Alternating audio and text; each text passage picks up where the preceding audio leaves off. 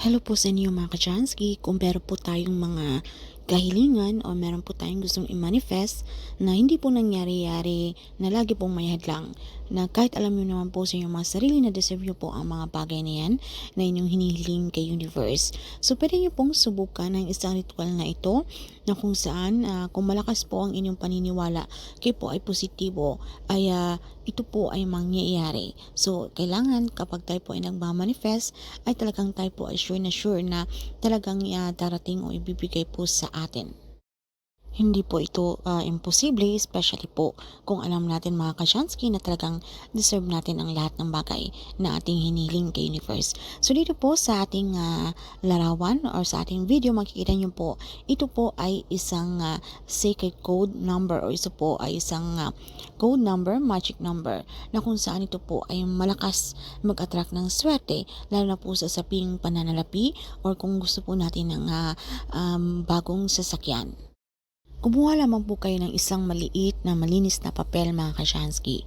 Isulat nyo lamang po itong ating numerong ito dito sa ating malinis na papel at pagkatapos tupiin nyo lamang at inyo po itong bulungan. Bulungan nyo po ito ng inyong intensyon o ng inyong kahilingan. Dapat tayo po ay talagang taos puso, okay? Na ito po ay talagang ating gustong makamit. And then pagkatapos, ito pong ating mga numerong ito, pwede po natin itong sambitin, okay? Araw-araw. So, itong ating papel ay ilagay lamang natin ito sa ating mga wallet. And then, everyday, pwede po tayong sambitin po natin. Pwede po natin kunin itong ating papel at bulungan at sambitin po natin ito araw-araw. Kasabay po ng inyong mga intensyon. So, syempre mga kasyansky, itong mga pampaswerteng ritual na ito o itong manifestation, so kinakailangan po ikaw rin ay madiskarte sa buhay. Ikaw po ay hindi tamad, na ikaw po ay halimbawa nakaupo ka lang sa isang tabi buong maghapon, ikaw po ay tamad, wala pong ginagawa, ay talagang wala pong mangyayari.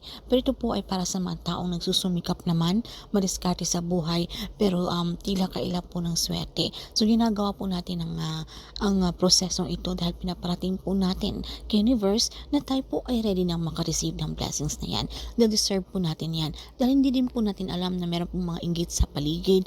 Marami pong mga negative energy na siya pong nagiging hadlang ng inyong pag-angat o ng inyong gustong makamit. So sa pamamagitan nito, ito po ay makakatulong para tayo po ay maka-attract ng swerte. Tayo po ay kapitan ng swerte para po ito ay mangyari na po yung ating mga hinihiling dahil deserve po natin yan. So yun lamang po mga kasyanskin. Maraming salamat. So kung meron po kayong mga katanungan or hindi mo masyado naintindihan sa topic na ito, ay paki-comment na lamang po sa ibaba. So yun lamang po and see you again on our next one.